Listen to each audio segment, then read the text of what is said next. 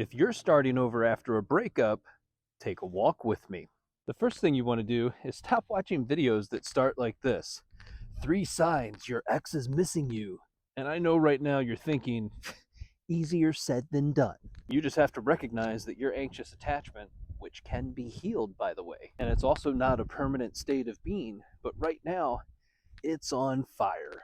All you can think about is, what is my ex thinking? Do they ever wonder about me? Do they even miss me? Can they just walk away and be so cold? 2 weeks ago, they said they loved me, and now it's like we're strangers again. And then you stand by feverishly watching their social media, looking for all the signs that they're with somebody else right now. And what you're trying to do in this moment is to fill in some information gaps so that the breakup can begin to make sense to you. After all, you thought everything was great. But if you're actually being honest with yourself, it really wasn't that great, was it? Then all of a sudden you find exactly what you were looking for in the corner of one of their IG stories. Another set of hands at dinner. You're not doing this from your regular account. No, this is your burner account with the cat picture and the Bible verse in your bio. And you're studying their story thinking, God, that dinner looks amazing, but whose hands are those? Do I know them? But it's just too blurred out in the background for you to be able to tell. And this is where you start to gaslight yourself a little bit. You're like, maybe it's a rebound. They'll definitely come back because they've come back before. And when they do, you'll be ready. So you start posting your gym photos and inspirational quotes in your stories, letting everybody know just how healed you really are.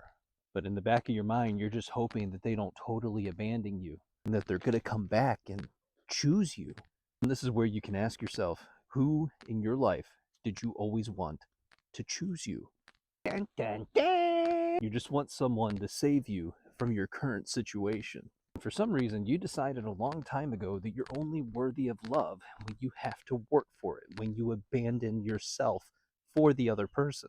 But on some level, you already know this, that exact dynamic is what pushes people away. It becomes a self-fulfilling prophecy that causes your worst fears to come true, because we're always setting the conditions for the things that we're most familiar with.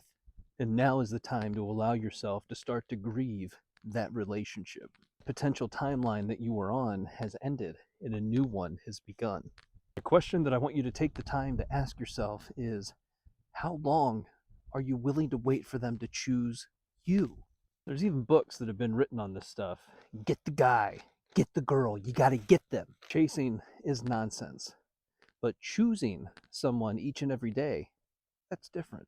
Actively choose and pursue one another. And you do that because your goals, values, and standards align. You've chosen to use the language of a shared mission and vision, and you set out a plan for your lives together. You have a relationship target that you're always assessing, evaluating, and moving towards. So now what do you do to start over after a breakup? One of the first things I have my clients do is to author their relationship, to write it down. How did it start? Was a dating app involved? Did you start texting all day right away? The chemistry totally off the charts in the beginning, then 3 months later it just seemed to fizzle out? How were your conversations? Were they actively listening, and were they curious about you? More importantly, were you curious about them? Did it seem like one or both of you were holding back in your communication? How did this relationship make you feel? Did you end up feeling anxious? And if so, what did you do about it? This is where some people might be like, bro, shut up, you're doing too much. Okay, how's it feel sitting at home waiting for somebody to come back while they're on vacation with someone else? Cool, now that we got that out of the way, you should probably go back and rewatch that and take notes. Other parts of authoring your story of your relationship with one another is, how quickly did things happen? Did both of you feel like you could communicate your needs, wants, and desires? The easiest question to answer should be, well, why did you break up?